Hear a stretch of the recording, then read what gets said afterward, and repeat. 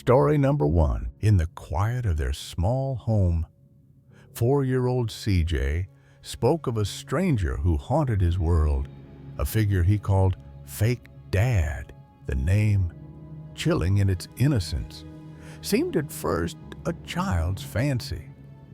But its shadow grew darker with each passing day. CJ's whispers turned to cries, his toys became targets, and his parents felt a presence that wasn't theirs. A silhouette loomed in his bedroom corner, tall and menacing, watching with eyes they couldn't see. When the boy fell from his bed, confused and scared, his parents knew this was no imaginary friend. It was something sinister, something that wanted their son. The house, once a sanctuary, now pulsed with an unseen threat. Its walls closing in as CJ's fear became their own. The air grew heavy, each creak a warning of the entity's reach. CJ's parents, desperate and sleepless, saw glimpses of a figure that vanished in the light. Their home was no longer safe, its warmth stolen by a shadow that knew CJ's day. The boy's small voice carried a truth too big for his years, a plea for help against a darkness they couldn't fight. As they fled, the question lingered: what was Fake Dad, and how could they free their son from its grip? My son CJ, 4, appears to have an entity bothering him. He calls him his Fake Dad. Creepily enough, the name slipped from CJ's lips in quiet moments, a strange label for what his parents, Mara and Tom, first thought was an imaginary friend. He's mentioned him for a while now, but any time that we ask questions about Fake Dad, he usually changes the subject. His reluctance puzzled them, but they chuckled, dismissing it as a child's game. At first, we laughed about it, thinking it was a strange name for an imaginary friend. But I'm starting to think that that may not be the case. The house, modest and cozy, held their family's laughter, but lately, its warmth felt fragile, as if something else lingered in the corners. You see, recently, it's been escalating. CJ's stories grew darker, his words carrying a weight no child should bear. Last week, CJ told us that he used to have a fake mom, but she drowned in the ocean. The mention of a fake mom chilled Mara, especially after a beach trip. Creepy. But we were driving back from the beach at the time. They probed gently. We asked if Fake Dad was with us, and he said no, and that he didn't really want to talk about Fake Dad. His small face closed off, and the car ride home was silent, the ocean's roar echoing in Mara's mind. One evening, as Mara and Tom ate dinner, CJ's voice drifted from the living room. Tonight, my husband and I were eating dinner after CJ had gotten up to play, and we heard him say to himself, "Ouch, that was a bad idea. I should have never listened to him." They froze, rushing to him. We asked him what he meant, and he told us that Fake Dad had told him to walk across his new train track, his new birthday present that he loves. The toy, a cherished gift, lay scattered, CJ's foot red from stepping on it. CJ told us that Fake Dad always tells him to do bad things, like break his toys. He hasn't done this yet, but tonight was the first time he really opened up about Fake Dad. His eyes welled up, his voice trembling. He also told us that Fake Dad gets mad when he hugs his real dad. He was pretty upset and told us that he doesn't like Fake Dad and wishes that he would leave him alone.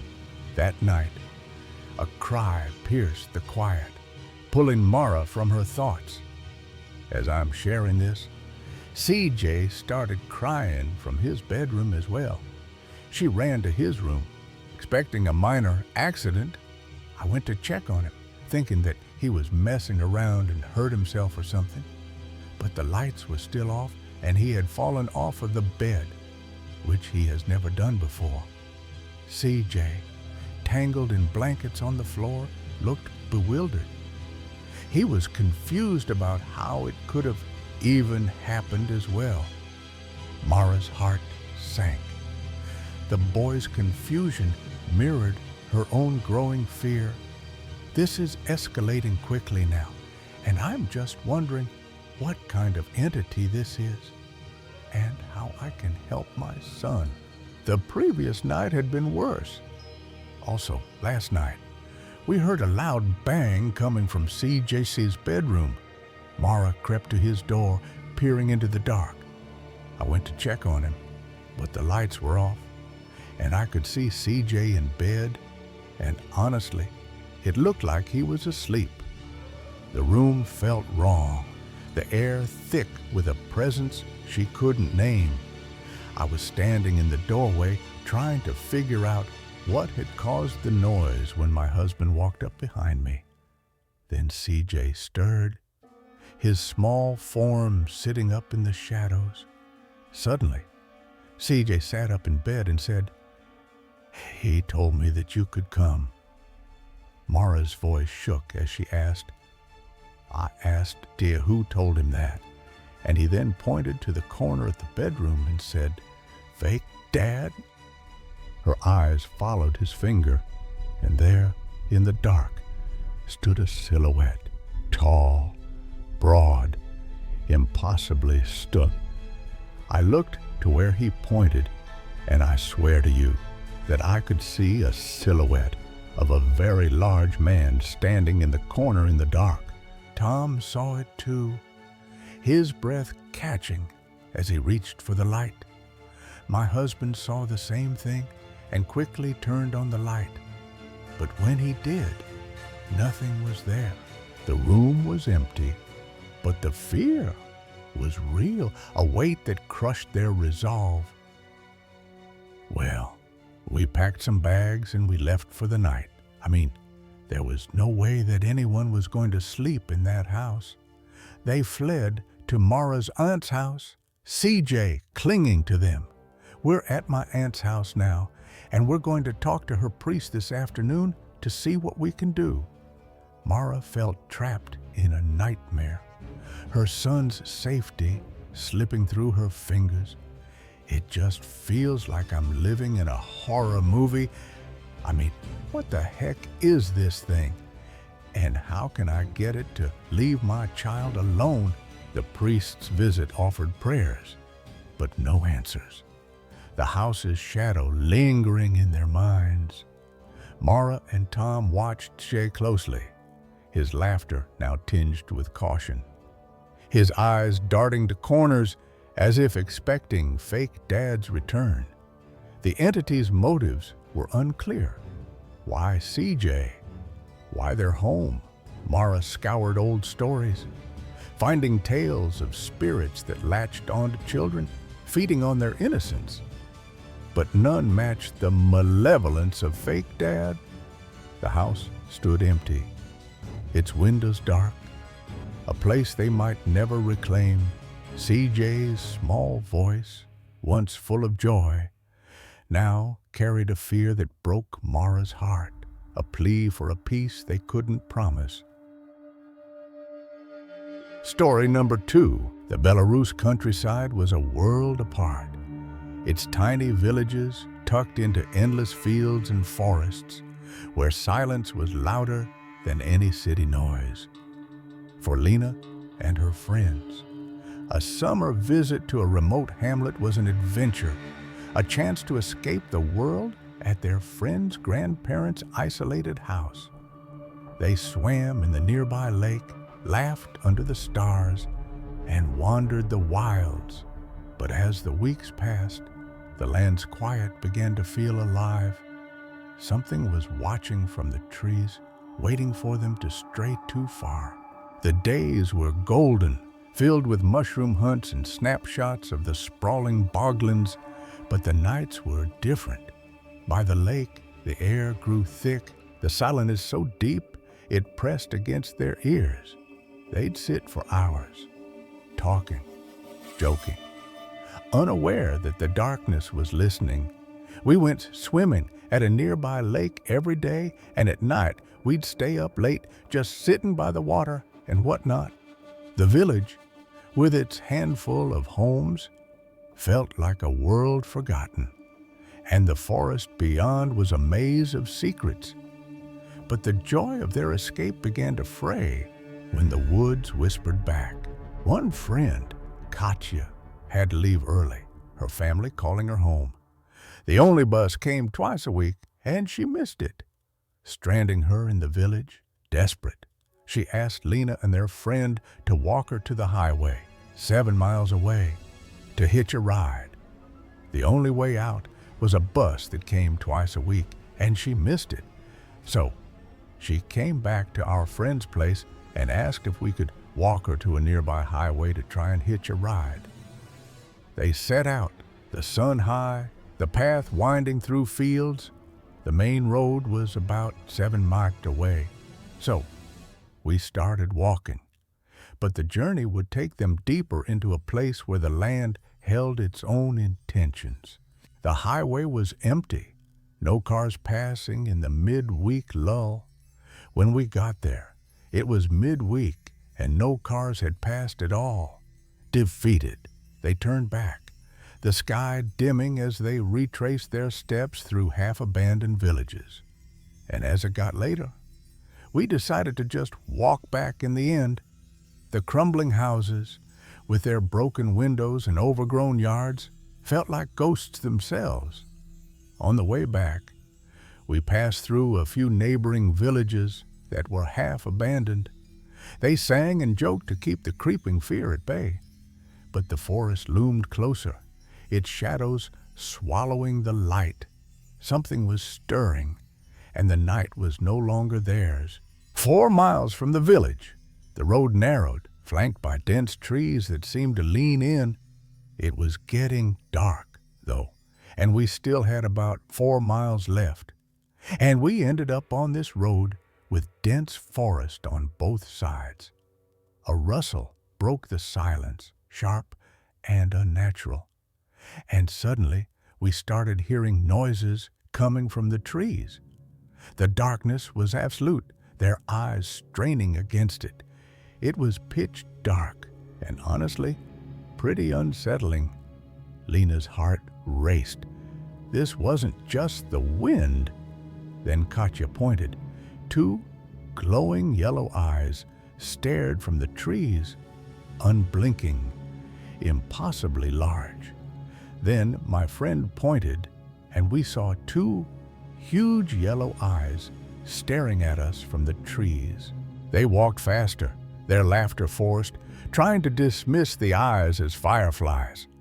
We just kept walking in silence for a bit until one of us nervously said, must be some like wild fireflies messing with us or something, right?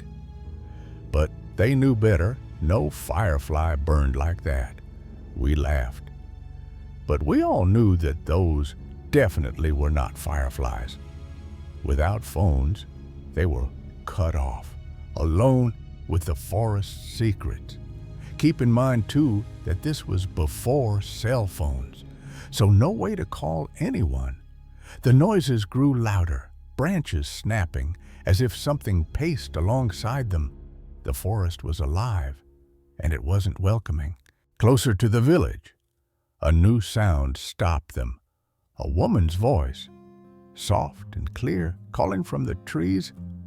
As we got closer to the village, 2 of us heard a female voice coming from the forest. Suddenly, Lena and Katya froze, eyes meeting, confirming they'd both heard it. We looked at each other, both realizing that we had heard it, while the third friend was talking and didn't notice. Goosebumps prickled Lena's skin. The voice was real, too real. I instantly got goosebumps because it sounded real, and the fact that I wasn't the only one who had heard it made it even more creepier. They said nothing, hurrying on, the voice lingering in their minds.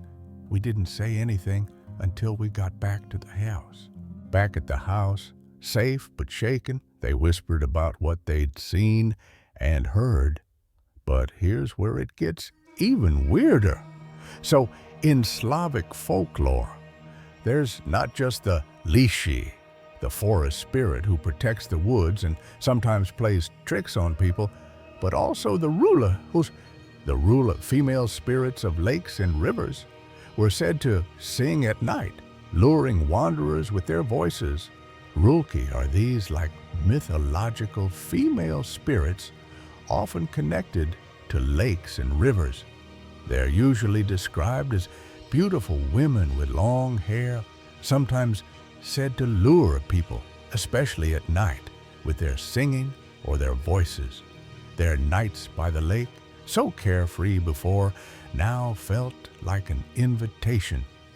We've been hanging out at this lake for so many nights, and then to hear mysterious female voices coming from the trees later on near this said lake, it definitely made us wonder if we'd gotten a little bit too close to something supernatural. The memory of that night clung to Lena, the yellow eyes and the voice etched into her mind. We still joke about those unhinged fireflies, but deep down, we all know that we saw and heard something that we really cannot explain. The abandoned villages, the eyes, the voice. It was more than a scare. It was a brush with something ancient. Between the abandoned houses, the glowing eyes in the forest, and that eerie female voice, it was honestly one of the scariest and strangest experiences that I've ever had. Lena still wondered what watched them by the lake, what called from the trees, and whether it was still there, waiting in the Belarus darkness. And yes, I still think about those nights at the lake and wonder what might have been watching or listening to us out there in the darkness. Story number 3. The old hospital stood silent, its halls once alive with the hum of life, now cloaked in an eerie stillness. A lone EMT walked its corridors, drawn by curiosity into a place abandoned by time. Then, from the shadows, whispers rose, clear, urgent, yet belonging to no one. They spoke not words, but feelings, as if the building itself held memories too heavy to release. For James, this wasn't just a shift. It was a brush with something left behind, something that refused to fade. James, a 19-year EMT veteran, worked for various ambulance agencies. One was a hospital-based 911 and interfacility provider, with stations inside hospitals. A small rural hospital in New Jersey housed one such station. Financial struggles led larger corporations to buy out smaller hospital companies. Closing this hospital, gradually, medical floors and services shut down first, followed by the leaving the EMS station with 24/7 access to the empty building. James worked there occasionally before it was sold and the station relocated. The hospital, devoid of people except the EMS office, retained all its rooms and equipment, minus humans. The once vibrant building felt schlittend, dormant, creepy, its emptiness pressed against James like a held breath waiting to escape. He arrived one morning, the crew he was relieving still out. It was his first time at this station, and curiosity drove him to explore the abandoned hospital. He wandered silent hallways, visiting the chapel, ICU, and other areas, hurrying to stay on schedule. The EMS office sat near the main entrance and waiting room. The air grew heavy, the silence unnatural, as if the walls watched his every step. Istis. Walking back to the EMS office, James heard clear, whispering voices, growing louder near the waiting room, yet still whispers. He thought the lone security guard might be on a phone, but the dark waiting room was empty, and the voices stopped. His pulse quickened. The silence now screamed louder than the whispers. He clocked in, spending little time there that day. Days later, he returned with a new coworker, also curious about the building. He showed her the areas he'd explored, sharing his whispering experience. Walking back to the office near the waiting room, she interrupted us, asking if he heard something. Silence revealed whispering voices, clear but unintelligible. Coming from an office outside the waiting room, they entered. Finding only a desk, the voices ceased. Having a witness confirmed he wasn't imagining it. The hospital was sold soon after. The station moved, and the building remained vacant, awaiting redevelopment. James drove by later, its untouched facade chilling him, as if it held secrets still. The whispers felt alive, not echoes, but something trapped, yearning to speak. James couldn't forget those voices. They weren't just sounds. They carried weight, like grief or urgency left behind. He told a fellow EMT, a grizzled veteran who'd worked the same station. That place holds on to things, he said. Patience, pain, all of it. He mentioned others hearing whispers, always in the waiting room or nearby offices, always stopping when approached. It's like the hospital's still alive, he added, his eyes distant. James dug into the hospital's history. Finding it had served the town for decades, saving countless lives, but also witnessing untold suffering. A newspaper clipping described a fire in the 1970s, trapping staff in an office near the waiting room, their cries unheard. The connection unnerved him. Were those whispers their last moments, etched into the walls? He stopped working night shift. The memory of that empty waiting room too vivid. Some nights, he hears faint murmurs in his sleep and wonders if the hospital still calls to him. Its voices never truly silent.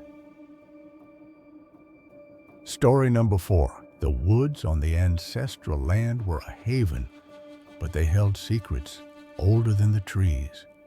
A young boy wandered through them, his friends and a dog trailing behind, unaware that the boundary he was about to cross would unravel time itself. The air shifted, heavy with an unseen presence. As if the land was watching, he ducked under a fence, and the world blinked. Gone were the familiar woods, replaced by a clearing that shouldn't exist. This was no ordinary place. It was a glimpse into another era, and he was alone in it. The boy's heart raced, caught in a moment where past and present collided. The clearing was too perfect, too still, like a memory frozen in amber. The fence gleamed new, the trees mere saplings, and a windmill stood unbroken, its blades catching a sun too bright for the season. The boy stood dazed, as if trapped in a dream he couldn't wake from. Nothing moved, yet everything felt alive, whispering truths he wasn't meant to hear. What had he stepped into, and could he ever step back? The land, his family's for centuries, seemed to hold him in its gaze, unyielding and ancient. The woods should have been there, but they weren't. The boy searched for his friends, his dog, but found only silence, a quiet so deep it pressed against his chest. The clearing wasn't just empty, it was wrong, a place where time had folded in on itself. His grandmother's stories echoed in his mind, tales of ships and children from another age, seen and then gone. Was this what she'd meant, a slip through time's cracks? He needed to return, but the boundary he'd crossed felt like a door that might not reopen. The land had always been kind, but now it was something else, something vast, unknowable. The boy's steps faltered, his mind clouded by the uncanny light, the unfamiliar shapes of his own home. He wasn't alone, not truly. The land itself was a presence, its history alive in every blade of grass. He'd been taught his ancestors watched over him, but what if they were more than guardians? What if they were the land, pulling him into their time? The clearing held him, and escape was no longer certain. The sun burned brighter, the air thicker, as if time itself was breathing. The boy turned back, driven by a chill that wasn't from the wind. One step, one choice could bring him home or trap him forever. The fence loomed, a line between worlds, and he crossed it, hoping the woods would return. But the memory of that clearing would never fade, a mark of something beyond understanding. The timeless land had shown him its truth, and he would carry it always. At 9, James lived on land his family had called home for nearly 200 years, caring for it as it cared for them. It was his ancestral home in a very real sense, a place of comfort where he never felt unsafe. His grandmother believed their ancestors watched over them as guardian angels, a belief James shared. The land had seen odd occurrences, not haunted, but touched by the strange. His grandmother had told of paranormal experiences, including one on a Caribbean cruise on an island. She lagged behind her husband on a trail when a young girl ran up, scared, pointing to the bay, saying a ship was coming. James's grandmother looked and saw a colonial sailing ship like a mirage far off. She called to her husband, but when she turned back, the child was gone, leaving no footprints. She called it a time slip, an overlap of present and past. That summer, James, his brother, and 2 friends spent weekdays together, their mom working. They played video games or explored the woods on their property. One day, following his brother's dog through game trails, they debated getting lost. James joked they could eat twigs and leaves, making the group laugh. They reached a fence line he was familiar with but didn't see often. His memory blurred here. His brother's dog crossed the fence, and he followed, despite it not being their land. As he ducked under the middle strand of wire, the woods vanished, confused. He looked for the dog but couldn't find her.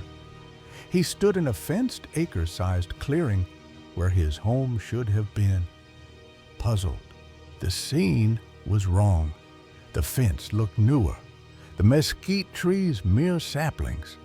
The windmill, its blade broken his whole life, was undamaged. The sun shone brighter than normal, and James felt dazed, like in a lucid dream.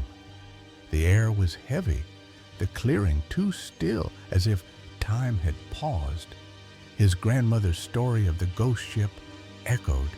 Had he slipped into another time? He felt a chill, an instinct that this place wasn't his. After a few moments, he got an uncanny feeling and turned back. Crossing the fence, he saw the woods return to normal. His friends and dog were there, unaware of his absence. The moment lost to time. Years later, James carried the clearing like a secret. He couldn't recall much after, due to the event being over a decade ago. He tried to recreate it, crossing the fence again, but he'd been unable to. The land, his family's for generations, was more than soil. It was a keeper of stories, of moments where time bent. His grandmother's belief in ancestral guardians took on new meaning. Perhaps they weren't just watching, but woven into the land itself, pulling him into their past. The clearing wasn't just a place. It was a threshold, a glimpse into something eternal.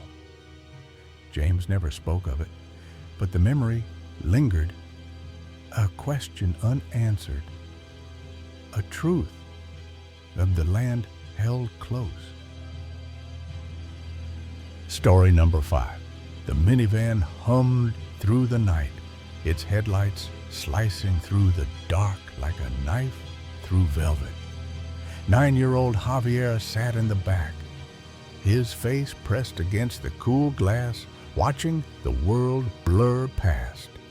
We lived in a part of the east side of town that was pretty rough, and there was a large swath of undeveloped land between the main road and the entrance to our neighborhood.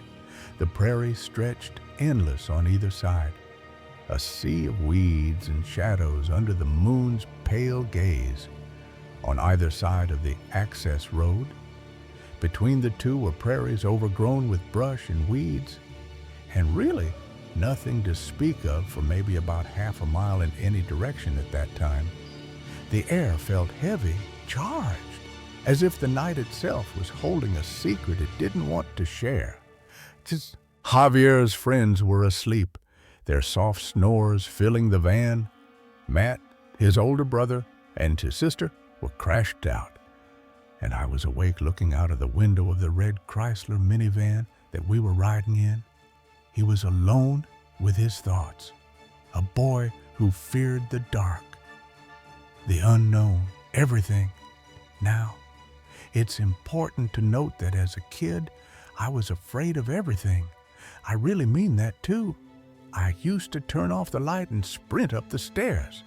I used to sleep with the covers all the way over my head, leaving only a small opening for air. His heart raced at the thought of shadows. Yet here he was, staring into the void of the prairie, drawn to its emptiness. Then she appeared, a figure etched against the moonlight.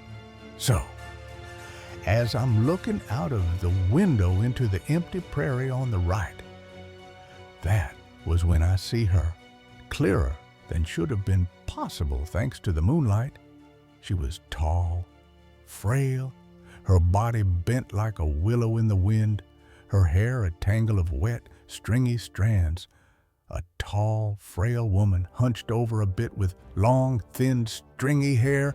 Everything about her was spindly, and I couldn't even tell that she was soaking wet, as if she'd just come out of a river or something. Javier's breath caught. She wasn't right. Her movements too slow, too deliberate. Then, as I fixated on her, she stopped walking and turned her head, and she saw me. Her gaze met his, and the world seemed to stop. The moonlight revealed her truth, and Javier's mind reeled. As she raised her head to look at me, I realized that it wasn't a woman's head on her body, but that of like a horse or something, whose white hair was made gray and muddy by the water and the dirt. The head was equine, its mane matted with filth, its features alien yet hauntingly familiar. Not only that, too, and although I couldn't see it perfectly, I knew that the horse's eyes were cloudy and milky, blind with age or disease, perhaps. Yet those eyes saw him, piercing through the dark, locking onto his soul. Now, here's the strange bit, though. I wasn't afraid of her. In my mind, a voice was telling me that it was okay, that I had seen her and she had seen me now, and I didn't have to be afraid. A calm washed over him, unnatural, as if the thing had spoken without words. The van rolled on, but she stayed with him. My family and I are from Mexico, and I grew up in the Southwest. So I immediately equated what I saw with Leona, who all of us kids had heard of as a cautionary tale to get our butts inside before it got too late or too dark. Javier thought of La Llorona, the weeping woman of legend.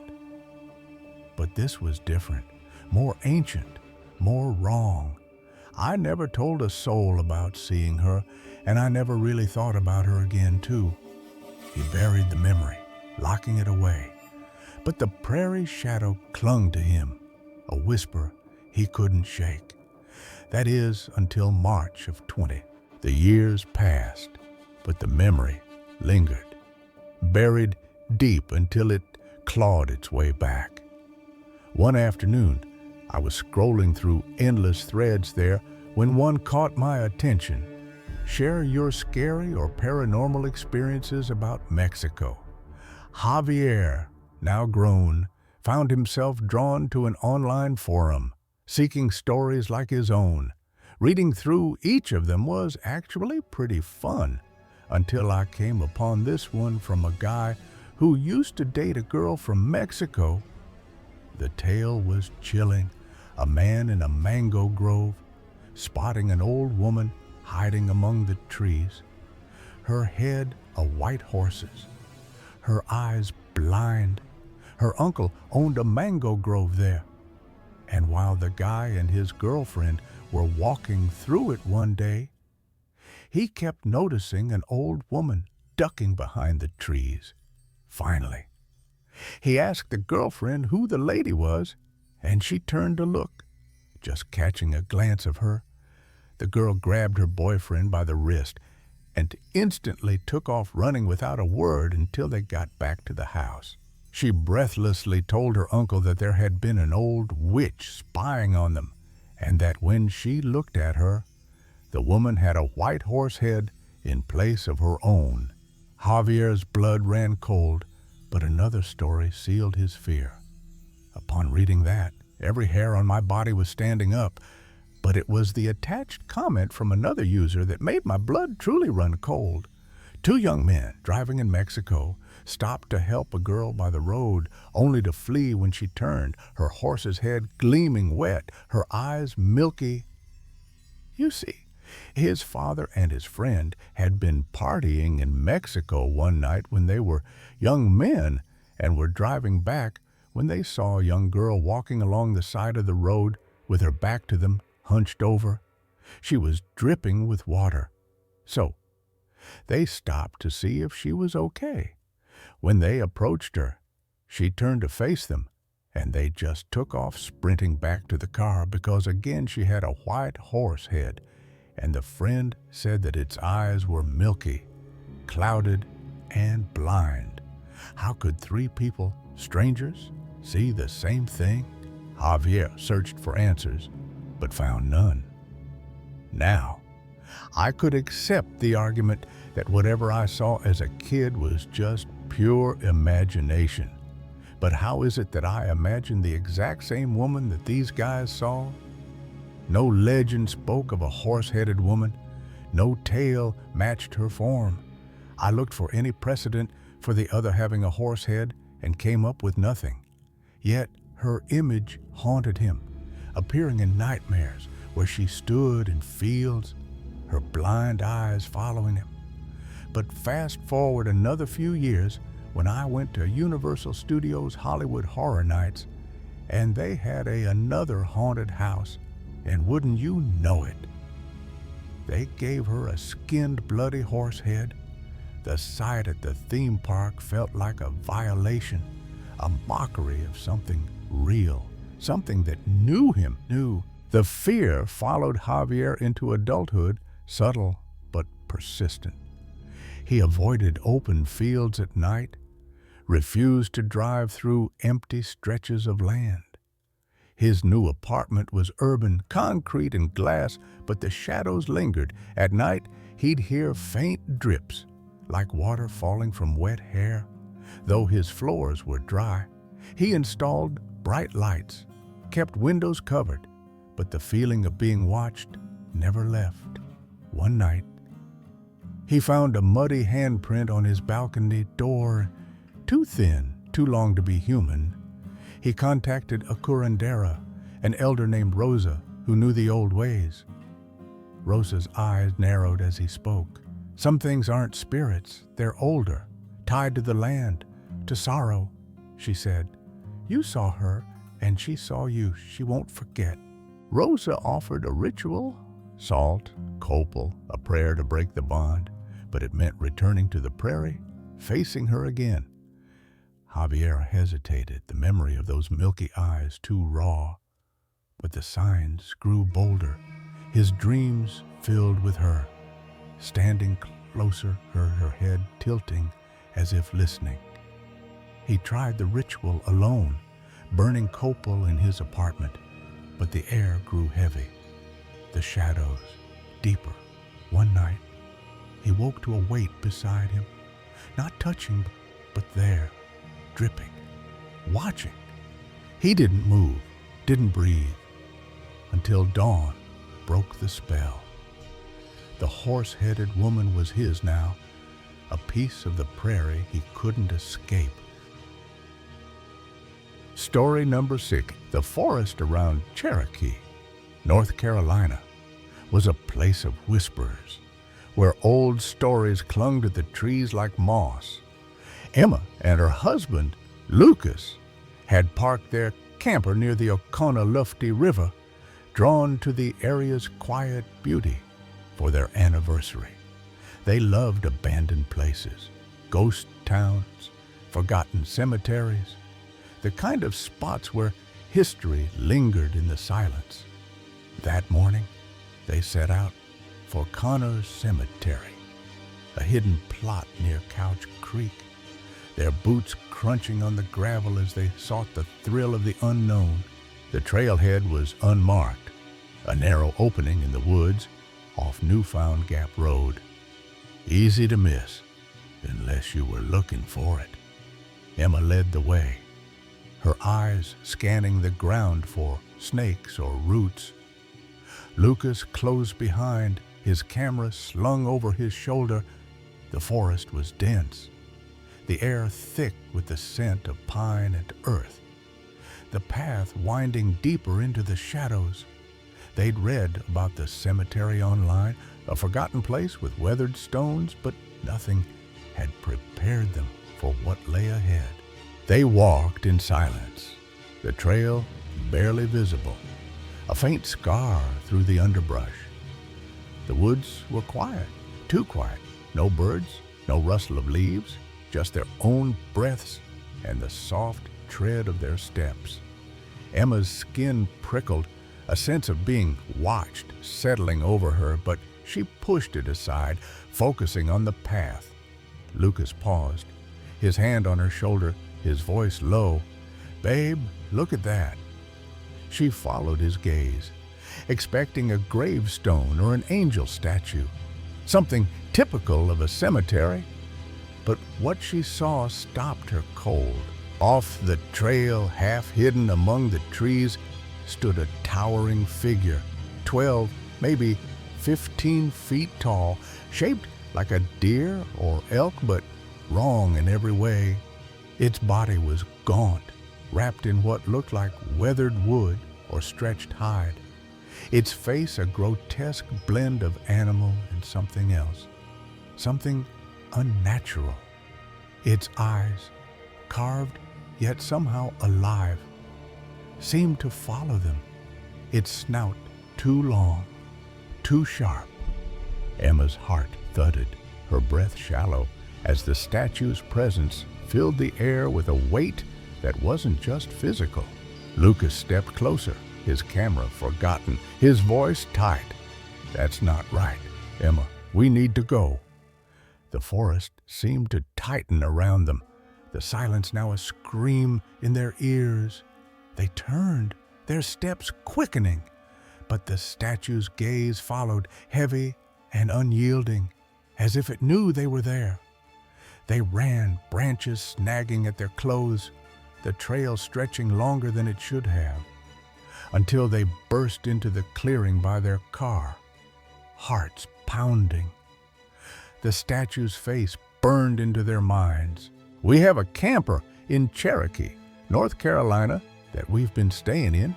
We have an interest in abandoned things like towns and cemeteries and whatnot. So we decided that we would go and visit Connor Cemetery. It's near Couch Creek off of Newfound Gap Road, which is about 1 from the visitor center. The couple's love for the forgotten had led them here, to a place where the past lingered too closely. Anyway, when we arrived to pull off close to where the trailhead is supposed to be, we get out and start walking towards the opening in the woods where there is a trail. The trail itself is visible, but you would have to be looking for it to see it.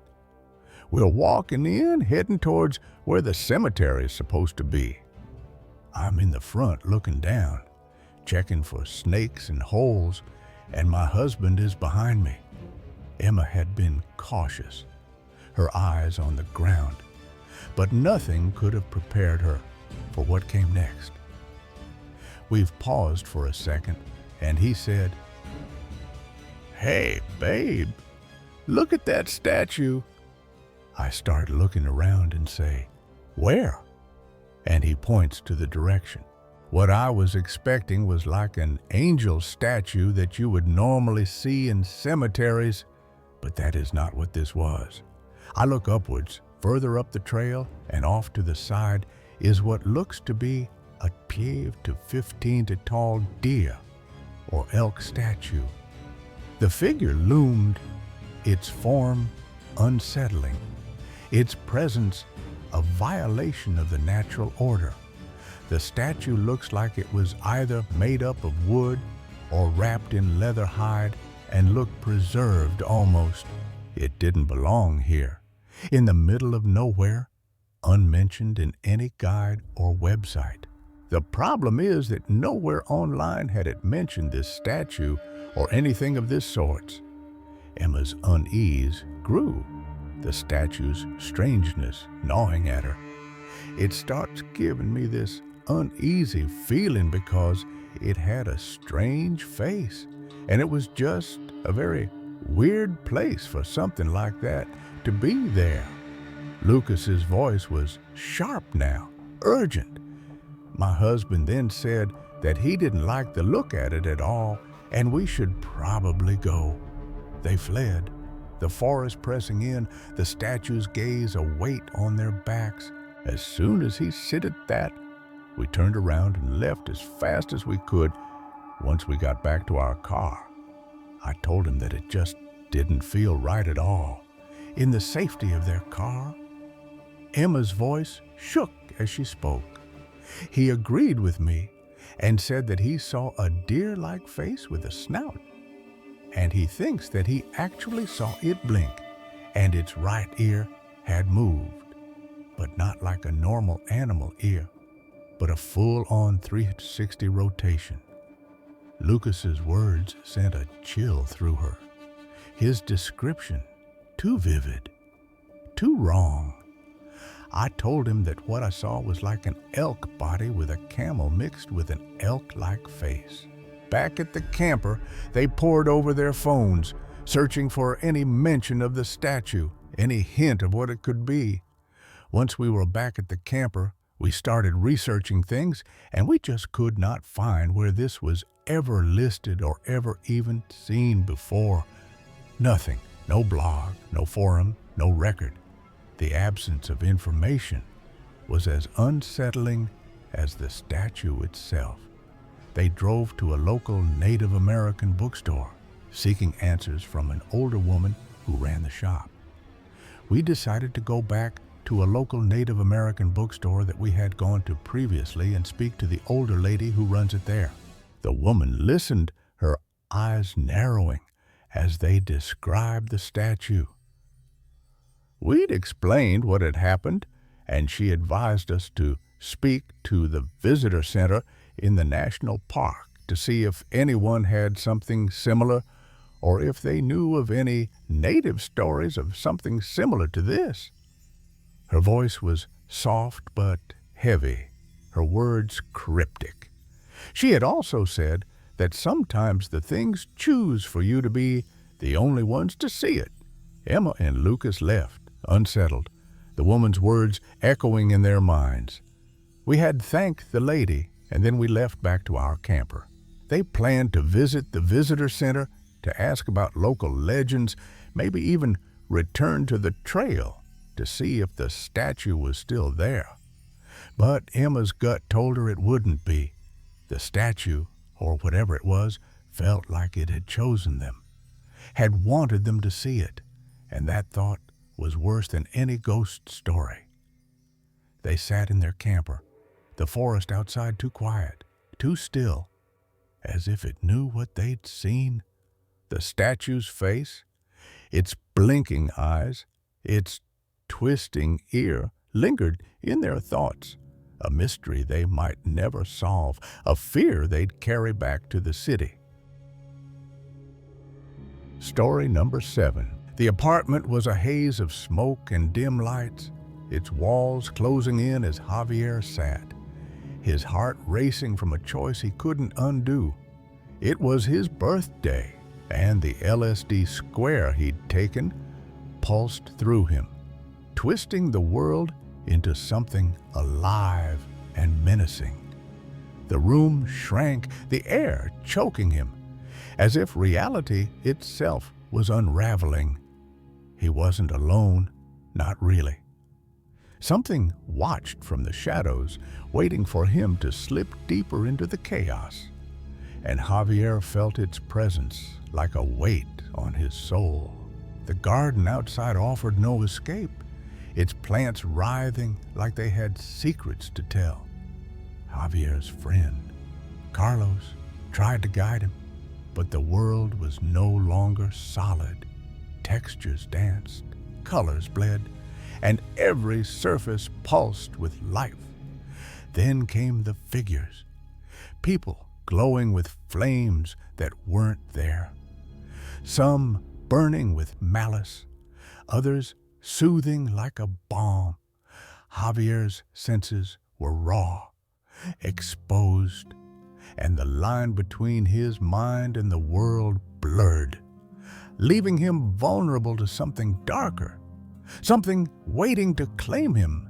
The bar they stumbled into was a cacophony of light and sound, but it was wrong.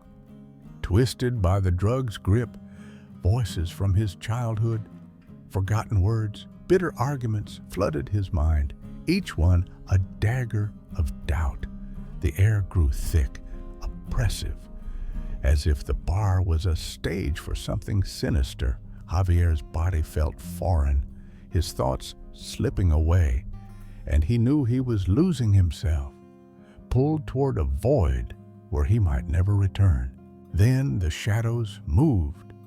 Figures black as night, with eyes like burning coals, sat among the patrons, unseen by all but him. They weren't human, weren't alive, but they were there, watching, their presence a promise of harm. Javier's heart thundered, his mind teetering on the edge of madness, when a voice, clear, steady, in Spanish, cut through the chaos, urging him to flee. It wasn't his voice, wasn't his mind, but it was real, and it knew something terrible was coming. He grabbed Carlos, desperate to escape, but the bar erupted before they could move. Screams filled the air, glass shattered, and the shadows seemed to laugh, their red eyes gleaming in the chaos. Javier ran, the voices warning echoing in his chest, pulling him back from the brink.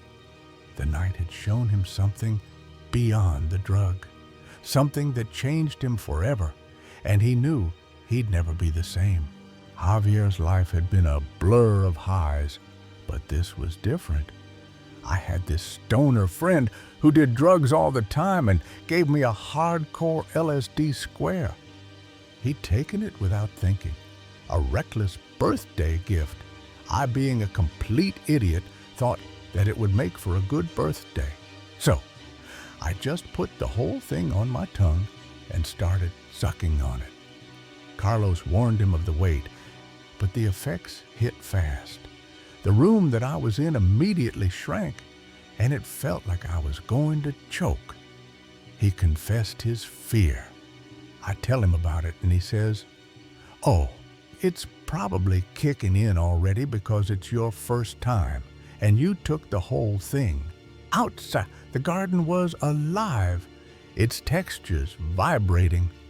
And while I'm sitting there, everything that had a texture became alive, and it was really nice. The walls with tiny rocks on them, plants, all of it.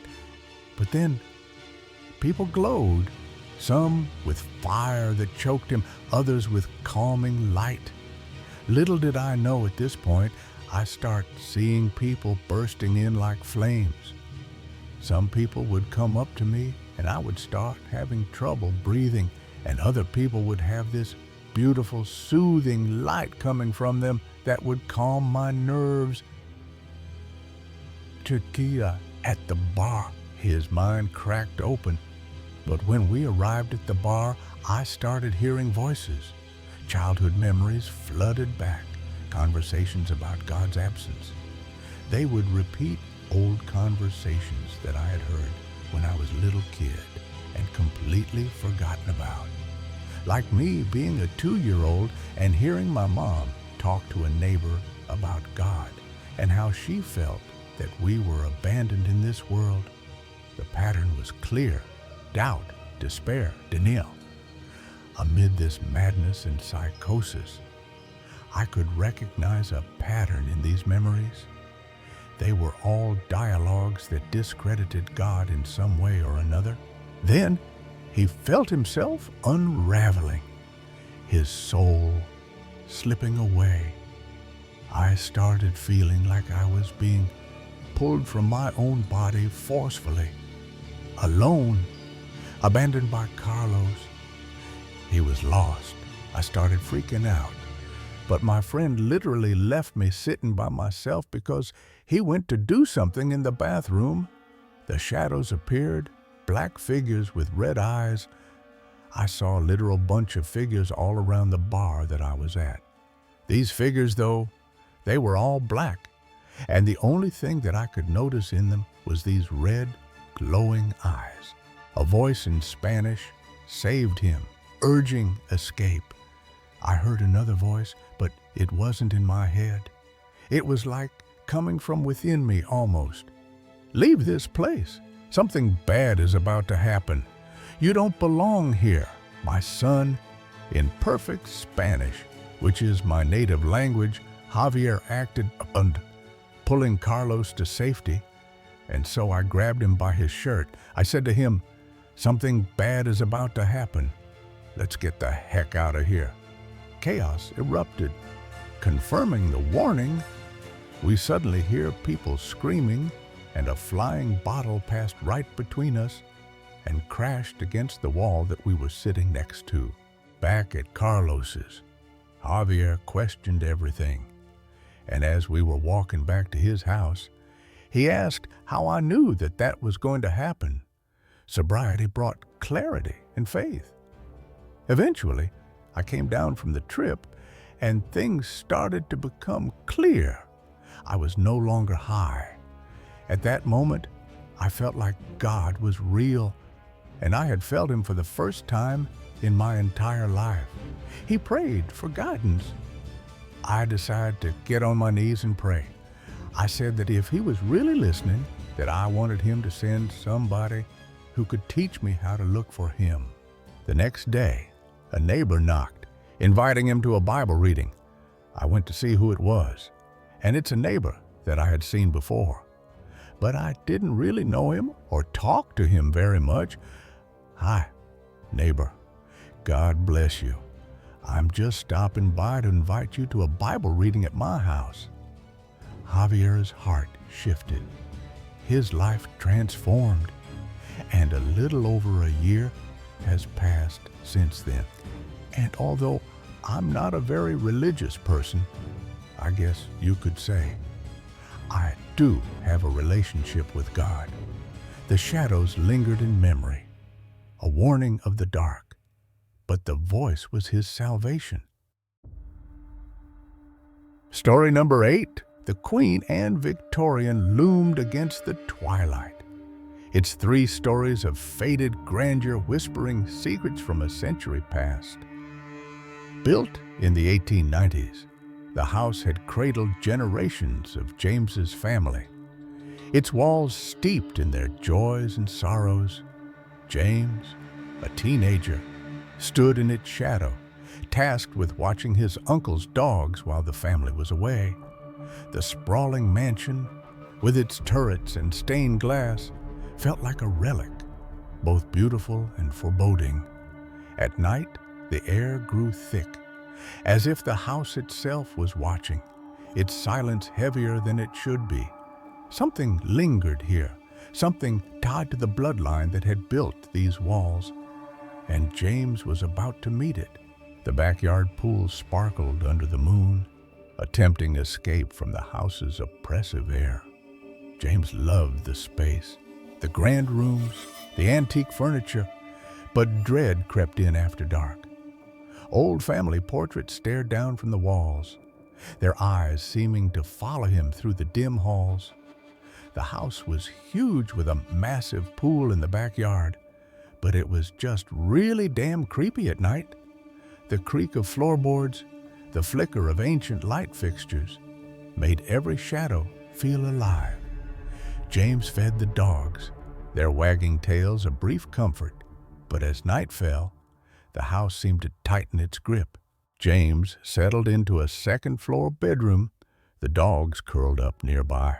One night, as he was getting ready to go to bed, the dogs suddenly perked up, all coming into the same room and staring out into the hallway on alert. Their low growls sent a chill through him, their eyes fixed on something he couldn't see. He heard distinct footsteps coming down the hallway of the 3rd floor above, then down the stairs to his floor. The sound was deliberate, heavy, like boots on wood descending closer. The footsteps stopped halfway down the stairs, and not another sound was heard for the rest of the night. James sat frozen, his heart pounding, too terrified to move. The silence now a suffocating weight. The house had always been strange. When James's uncle moved in, cabinets in the kitchen would be open when nobody was home, and phantom footsteps were heard. Doors rattled without wind, and shadows danced where no one stood. The weirdest thing was knocks on the door in the middle of the night with no one there. One night after such a knock, James's uncle got a call the next morning from his dad saying his great-uncle, who had lived in the house as a kid, had died the night before, around the same time as the knock. James learned the house's history. Family members lost to scarlet fever, typhoid, their lives woven into its timbers. The dogs refused to enter certain rooms, their hackles raised at unseen presences. James didn't sleep that night, his mind replaying the footsteps, wondering who or what walked those stairs. Years later, the family sold the house to downsize, but its shadow lingered. The new owner called James' uncle, asking, "Did you have anything strange happen in the house?" He recounted eerie incidents. Painters refusing to work on the 3rd floor after feeling a hand on their shoulder. One painter felt a distinct touch of a hand on his shoulder on the 3rd floor, but no one was there. The new owner's brother, sleeping on the 3rd floor, fled to the couch after a similar touch. The brother said that while putting away clothes, He felt someone touch his shoulder, but when he turned around, nobody was there. James's uncle laughed it off, saying, "Those are just my old family members welcoming you to the home. They'll get used to you." But the words felt hollow, a weak shield against the house's restless spirit. The new owner installed cameras, but they caught only flickers of movement, shapes too vague to name.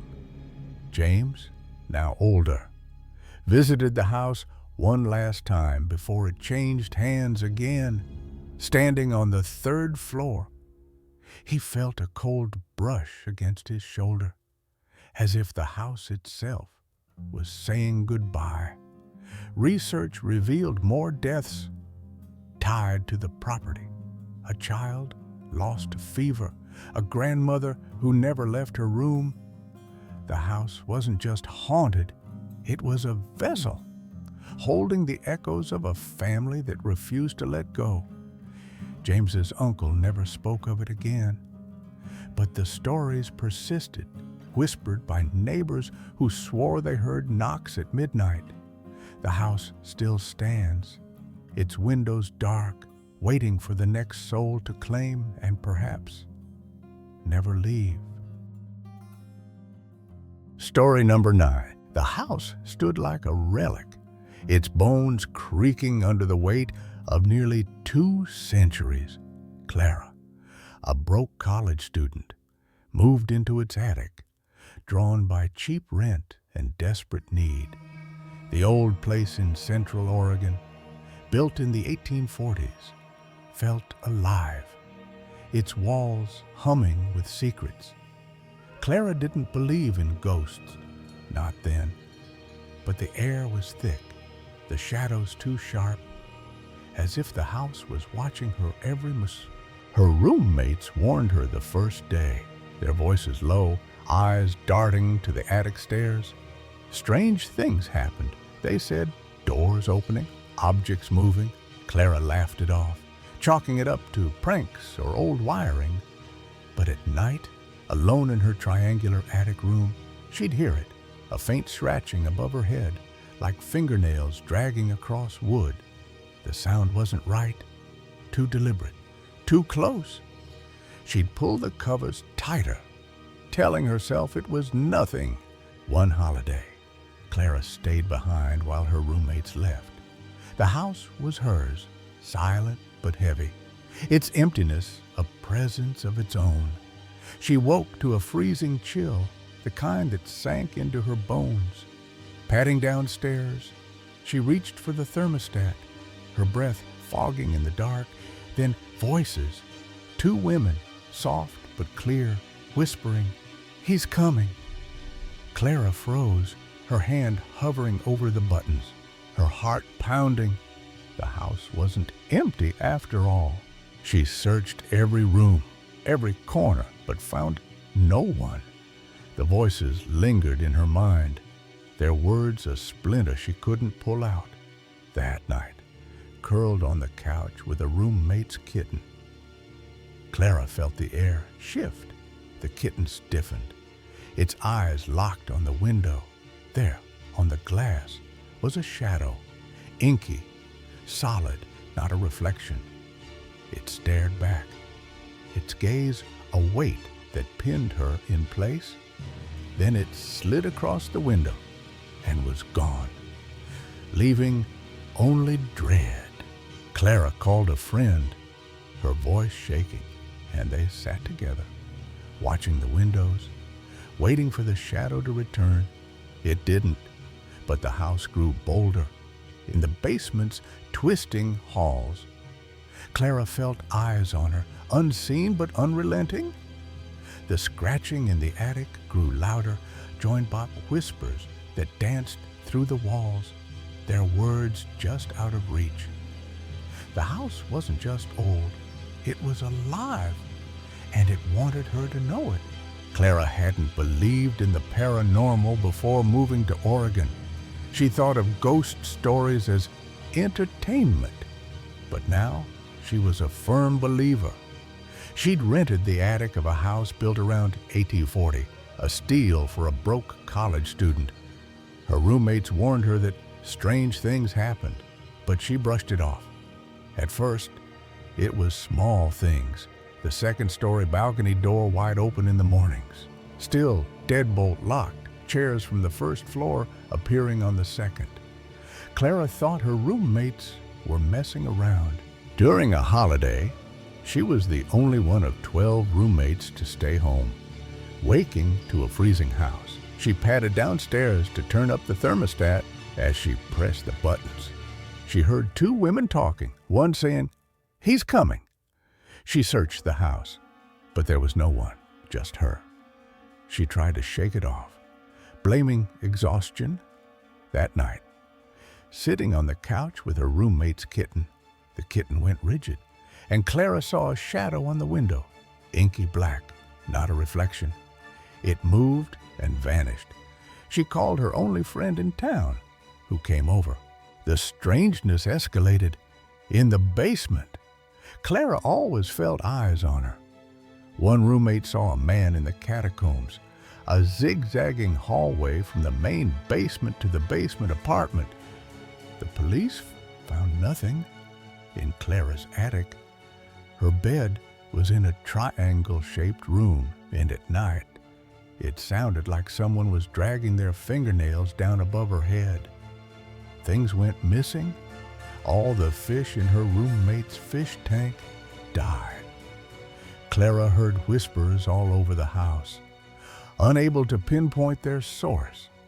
One day, her roommates went out through a window that doesn't lock, but couldn't get back in as it was stuck, trapped for hours until Clara opened it easily.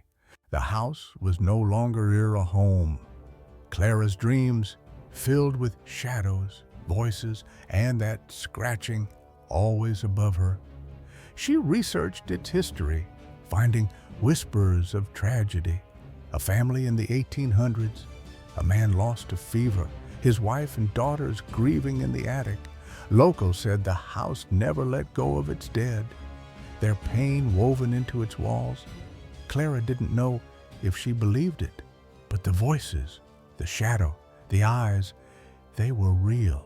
One night, alone in the attic, Clara woke to silence, the kind that screamed danger.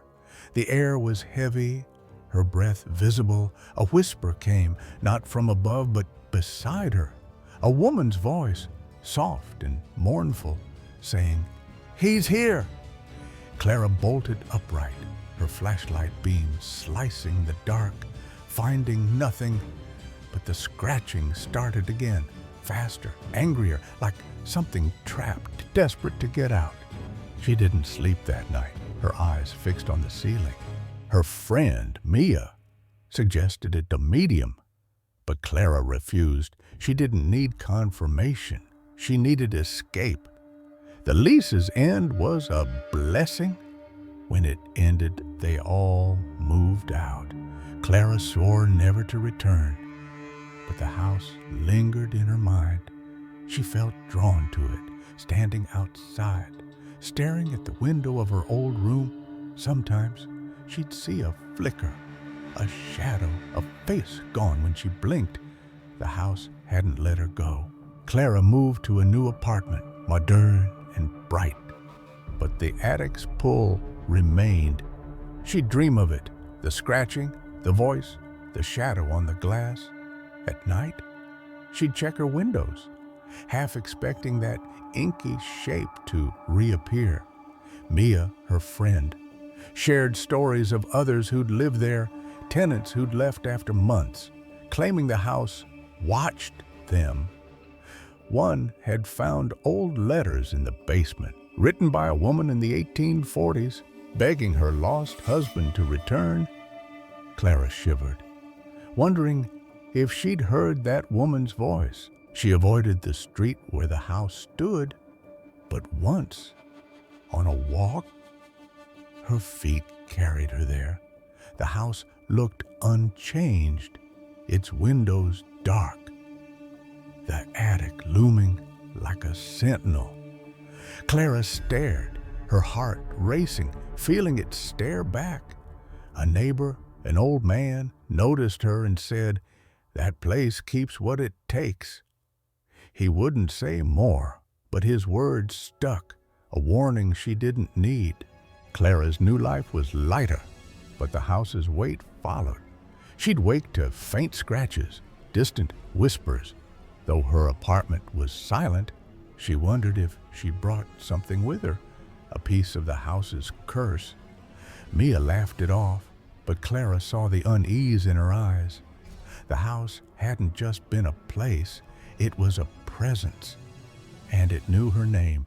Years later, Clara heard the house had been torn down, its lot empty. But she never drove by to check, and she didn't need to. The whispers, the shadow, the eyes, they lived in her, a scar from a place that never let go. Clara carried on, but she never forgot. The house had changed her, made her a believer in things unseen. Some nights, she'd lie awake, listening for that scratching, fearing it would find her again. Some houses don't just hold history, they hold on to you. Clara learned that in an attic in Oregon, where the walls whispered, the shadows watched, and the past never slept. Story number 10, the house was too quiet. The kind of silence that feels like a lie. Marco, alone for the night, sat in the living room, the TV's hum, the only sound. But something else was there, a presence that made the air heavy, the walls too close. He glanced at the hallway mirror, and his reflection flickered. Not his face, but another, blurred, with eyes too dark. It vanished when he blinked, but the unease stayed. A cold weight in his chest. The house wasn't empty. A sound came from upstairs, soft footsteps, deliberate, like someone testing the floorboards. Marco's heart thudded. He called out, but the house swallowed his voice, echoing it back in a tone that wasn't his. Then it called his name, a deep voice with a thick Italian accent just like his father's. But it was wrong, too perfect, too looped, like a recording. The mirror flickered again, showing a face that smiled without warmth. The house wasn't just haunted, it was alive, and it knew Marco's name. It wanted him to answer, to follow, to become part of its game. I was home alone last night. My parents were out in an event with some friends, so I had to stay home and watch the house. Marco, a sturdy teenager, wasn't easily spooked. To be honest, I'm not an easily scared person or anything like that. But I don't know. I get such an empty feeling when I'm home alone because I never feel like I'm quite alone. I guess after grabbing a Subway sandwich, he settled in the living room. Not long after they left, I drove to a Subway to just grab some food before heading home. Anyway, after eating my food, I watched some TV in the living room for a bit. Footsteps sounded from upstairs, light but deliberate. But then I heard sounds from upstairs. They sounded like light footsteps, kind of. He paused the TV, listening. I paused the TV and listened for a bit. The footsteps stopped, confident. He grabbed a knife and checked upstairs, finding nothing. Not to sound too corny or full of myself, but I'm a little bit built and won't go down without a fight. So, I gathered my courage to head upstairs, but of course with a knife, because I'm not dumb enough to leave myself open like that. I checked the whole upstairs, and no one was there. Relief washed over him. I let out a small echo of relief because if I did end up finding someone, then I really wasn't ready for what that would have looked like. Back in his room, Marco locked the house tight. and resumed watching TV. So I switched the living room dive off, locked the house up all right, and made sure nothing was unlocked, including all of the windows, and then went to my room and watched some TV there. A faint knocking broke the silence. Everything was fine, too, until I heard light knocking. His bedroom door was open, the closet too cramped for anyone to hide. I looked around to see where it would be coming from, but my bedroom door was open and my closet door is built in a certain way that no one could possibly fit in there since it has, like, shelves, not an open space. He checked again. Nothing. I examined the house again and still nothing. Then a voice called his name, unmistakably his father's, thick with an Italian accent. I went back into my room, but then heard someone calling me. It sounded so much like my dad's voice, and I sort of knew that it was because my dad has a thick Italian accent with a deep tone, so it definitely sounded exactly like him. But it repeated identical each time, like a recording. I was about to check it out, too, before realizing that every time that he called my name, it sounded exactly the same, almost like his voice had been recorded or something and just played over and over again. Terror hit as he realized it wasn't his father. My heart absolutely sunk when I realized what presence that I was in. Marco barricaded his door, called his parents, and they alerted the police. I quickly shut my door, and since it doesn't have a lock, I blocked it with my unit. I called my parents, and they contacted the police. Officers arrived quickly, searched thoroughly, and found no one. Police showed up about 10 minutes later from the station, not being far from my house. I reported everything to them, and they told me that they would patrol the area after searching my house top to bottom. And no one was found. No signs of a break-in existed. There was no break-in in the end because nothing was stolen. No doors or windows were unlocked or broken or anything. Marco believed it was a mimic, and apparently it wasn't a person, which leaves me thinking that it was a mimic. In fact, I know it was. Sleepless. He stayed on edge, convinced answering the voice would have been fatal. I didn't sleep last night, even after my parents came home. I was just so on edge because I know if I left my room from fully believing that it was my dad, that I probably wouldn't be here anymore. The house felt different after that night. The mirrors, once ordinary, now held fleeting shadows, faces that weren't Marco's, eyes that didn't blink. A faint smudge appeared on his bedroom mirror, shaped like a handprint but too small, too delicate, as if pressed by something not quite human. The footsteps returned some nights, always upstairs, always stopping when he listened. Marco's dreams were invaded by the voice, his father's but colder, calling him to the hallway, where the walls seemed to stretch, the doors leading nowhere. He researched mimics, finding stories of entities that stole voices to lure victims.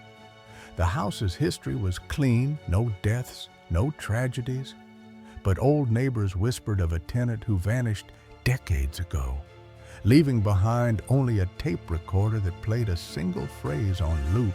Marco's parents dismissed his fears, but he never felt alone in the house again. The smudge on the mirror grew, spreading like frost, and the voice called occasionally, always at night, always his father's. He stopped watching TV alone, kept the lights on, and avoided the upstairs hallway. The mimic hadn't left. It was waiting, patient, its voice ready to call again, knowing Marco's name, knowing his fear. Story number 11. The forest was a labyrinth of shadows, its trees looming like silent giants over the small clearing where the tents stood. 13-year-old Jamie, on a school camping trip, felt the weight of the woods as he unpacked his bag. The air thick with the scent of pine and damp earth. The campsite was alive with laughter. Kids building boats, kicking footballs, roasting marshmallows. But the forest's edge felt watchful. Its darkness, a curtain hiding something alive. Jamie's tent, cramped with 12 other boys, was a flimsy shield against the night. And he sensed it even then. The campfire's glow faded as the group settled into their tents, the forest swallowing the last echoes of their voices. Jamie chose a spot at the back, his sleeping bag pressed against the canvas wall, and realized he'd forgotten his pajamas. He curled up in his clothes, the cold seeping through, and drifted into uneasy sleep. Then, a sound, a deep guttural rumble, like the earth itself groaning, jerked him awake. His heart pounded, his eyes straining in the dark, certain something was inside the tent with him. He turned slowly, his breath shallow, and saw them, two tall, hunched figures, their forms jagged and wrong, looming over his suitcase. They moved with purpose, clawing through his belongings, their shapes barely human in the dim light. Jamie's hand shook as he reached out, touching one, its surface rough like ancient wood. The touch burned cold, and a wave of dizziness swept over him, the tent spinning as the figures turned, their faces hidden, but their presence heavy with intent. Jamie's voice broke the silence, a weak, "Who's there?" But the words were swallowed by darkness. His vision blurred, and he fell into a void, the rumble echoing in his skull. When he woke, his phone's alarm, a device he wasn't supposed to have, blared, though he'd sworn it was off. The tent was still, the other boys stirring, but the air felt tainted, as if the creatures had left something behind, watching from the shadows. The morning light did little to ease Jamie's fear. He stumbled outside, the forest cold and unforgiving, and found a dead rabbit near his sleeping spot, its body torn, its eyes glassy. The sight twisted his stomach, a sign that the night's terror wasn't a dream. He felt the forest's gaze, its trees leaning closer, their branches whispering secrets he couldn't decipher. The creatures, whatever they were, had been real, and they knew he'd seen them. When I was 13 years old, I went camping with my school at some point. When I arrived, I noticed the camping spot was just some tents in a dark and creepy forest. The tents were also small, and we even had to share a tent with 12 other people. The campsite was a haphazard cluster, the tents sagging under the weight of the forest's presence. I liked the activities that we did. We built a boat, we played football, and we roasted marshmallows around a campfire.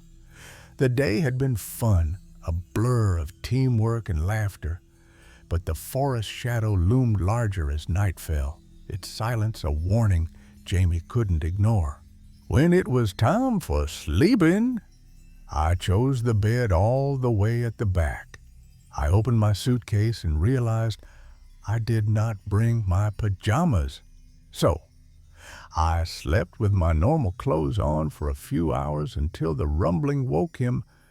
I slowly turned around, and two tall creatures hunched over my suitcase. They were searching for something. Their forms were skeletal, their limbs too long, their movements jerky, like puppets carved from wood.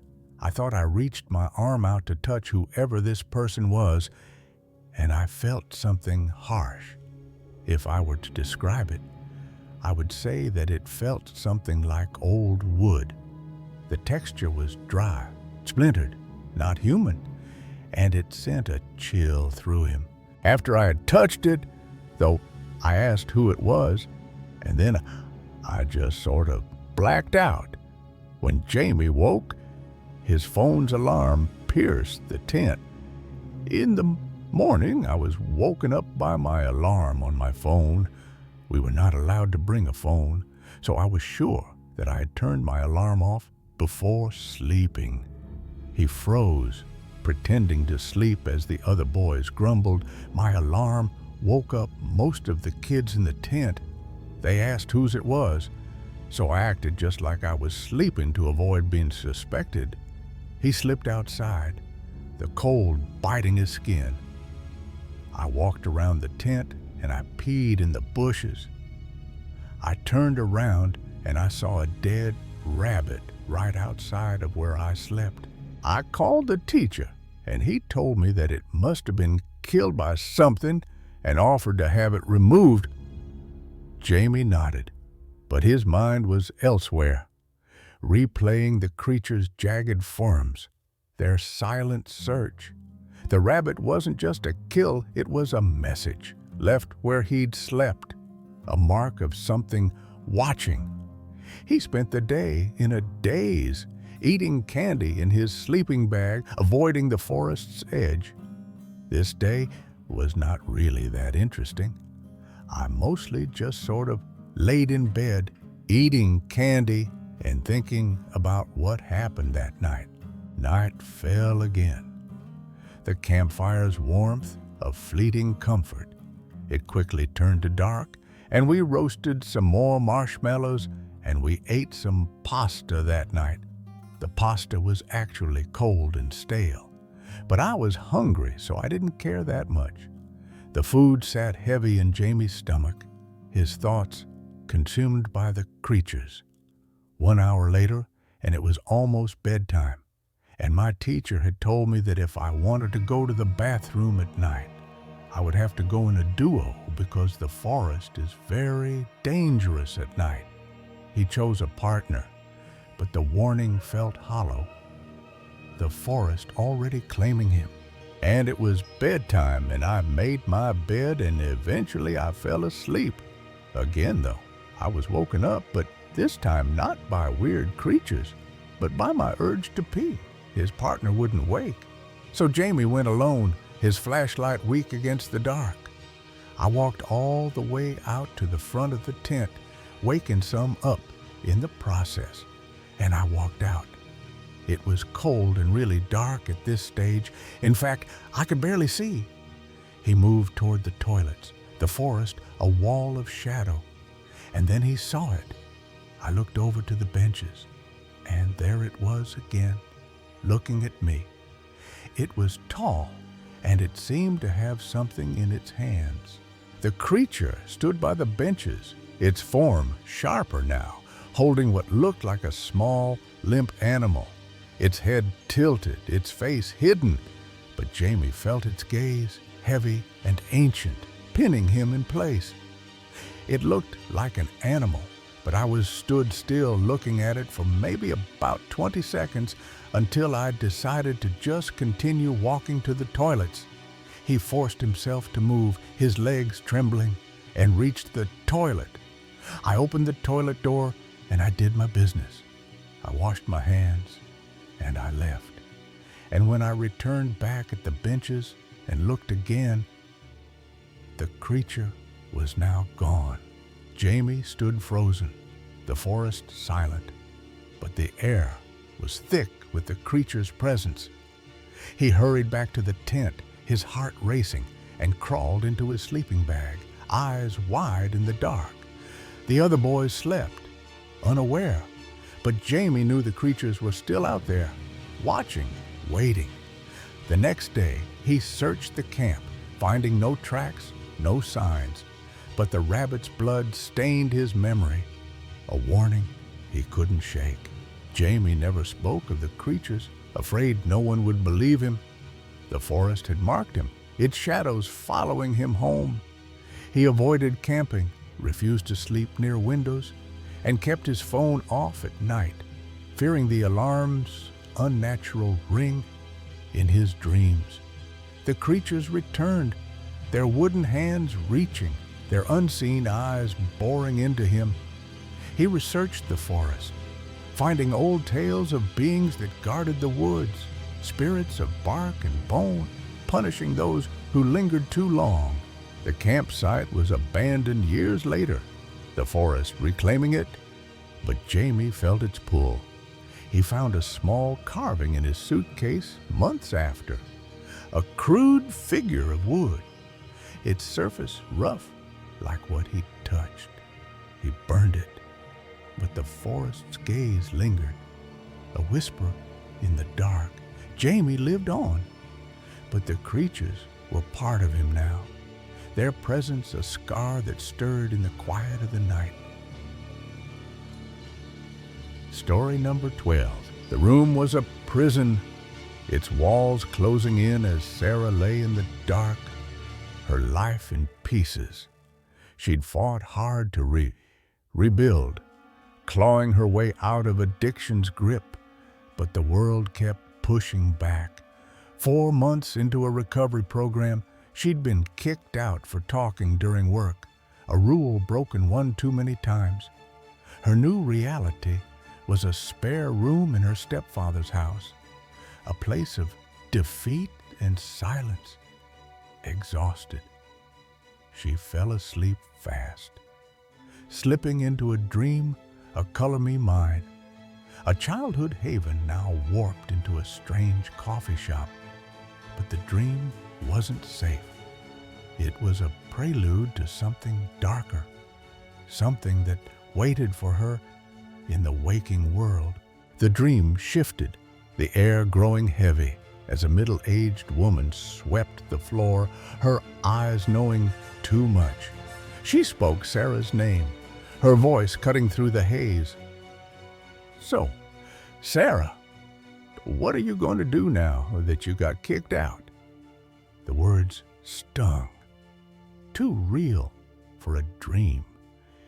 And before Sarah could answer, a deafening scream erupted, not of fear but of raw, primal anger.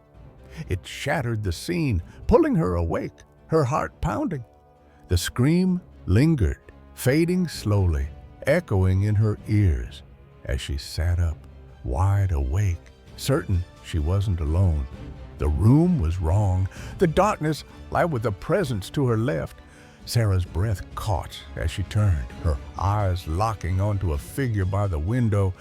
It was an old woman, sickly and demonic, her eyes burning with hatred, her mouth open in a stumbled saw. The entity's gaze was a blade slicing through Sarah's resolve, its form radiating malice. She was awake, she knew it, and yet the figure stood as real as the bed beneath her.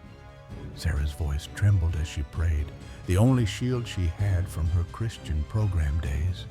Slowly, the entity faded, its expression softening but still laced with venom, until it was gone. Sarah sat frozen, scanning the room, but the fear didn't linger. She felt strangely calm. She lay back down, sleep reclaiming her, as if the encounter had drained her terror. The next morning, over coffee, she told her mother, who insisted it was just a dream, but Sarah knew better. The scream had followed her into waking, the entity's eyes too vivid to dismiss. She was certain she'd been awake. The memory of that hatred etched deep. The house felt different now, its corners sharper, as if the entity's snarl had left a mark, a warning that her fight wasn't over. The day had been a spiral of failure. Sarah had been caught talking to a male resident at the warehouse where the program sorted donations, a violation that cost her everything. With no phone, no money, she'd wandered to a liquor store, borrowing a phone to call her stepfather, waiting at the train station for hours. She'd wrestled with her choices, her future a blank slate. Her stepfather's disappointment was palpable when he arrived, his silence louder than words. The room they gave her was temporary, a reminder of her fragility. But it wasn't the day's wait that haunted her. It was the night, the scream, the entity that seemed to know her struggle. The dream of Color Me Mine wasn't random. As a child, Sarah had loved painting ceramics there, a place of safety and color. But in the dream, it was empty, its warmth replaced by the woman's knowing stare. Her question about Sarah's expulsion felt like a judgment, as if she'd seen Sarah's failures. The scream wasn't just sound, it was a force, a rage that followed her awake, bridging dream and reality. Sarah wondered if the entity was born of her guilt, her fear of slipping back into addiction's pull. Its snarl wasn't just anger, it was a demand, a call to surrender, to let her progress crumble. She didn't tell her stepfather. He wouldn't understand. Her mother's dismissal stung. But Sarah held firm. She'd seen it, felt it. On X, she searched for answers, finding stories of entities that fed on despair, appearing to those at their breaking point. One user described a figure like hers, a snarling shadow that vanished with prayer, leaving only unease. Sarah's faith, rekindled in recovery, had been her weapon, but the entity's hatred lingered, a challenge to her resolve. She moved forward, determined, but the room never felt the same, its window a frame for something that might return. Years later, Sarah's life was transformed, free, thriving, a testament to her fight. But the entity's snarl echoed in quiet moments, a reminder of that night. She believed it was angry because she refused to give up. Its hatred, a reaction to her strength. The house was sold. Her mother's skepticism unchanged, but Sarah carried the truth. On X, others shared similar tales, shadows that spoke, that hated resilience. The entity wanted her to suffer, but Sarah chose to fight, and that choice saved her. The window, the scream, the snarl, they were scars, proof that some battles are won in the dark.